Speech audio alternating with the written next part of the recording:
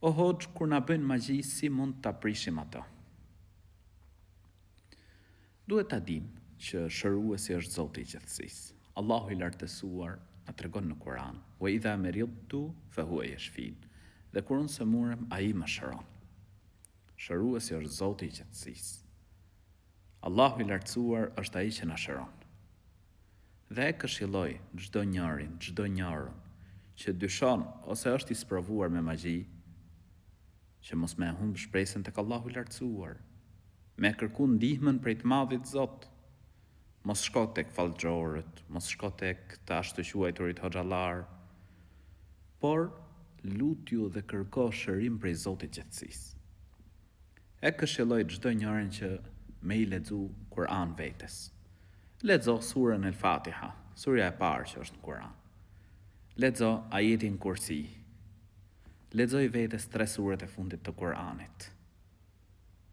Luta Allahun e lartësuar me përkushtim. Përgjërohu të madhit Zot, se Allahu i lartësuar është ai që i largon vështirësitë, është ai që i largon sikletet, është ai që e largon magjin. Vazhdimisht pra lexoj këto, surën Fatiha, ajetin Kursi, 3 surat e fundit të Kuranit, lexoj vazhdimisht dhe lutet Zotin e gjithësisë që të të shëroj. Po ashtu, e këshilloj çdo njërin dhe çdo njërën me e fal namazin. Namazi është shkak për me u mbrojt nga çdo e keqe. Në namaz ti lexon Kur'an, i cili është shkak për shërim. Wa nunazzilu min al-Qur'ani ma huwa shifa. Kemi zbrit pra, Kur'an çfarë është? Shërim. Kështu kuptohet prej ajetit. Po ashtu në namaz, në sejdë, është vendi ku njeriu është më pranë krijuesit gjithësisë.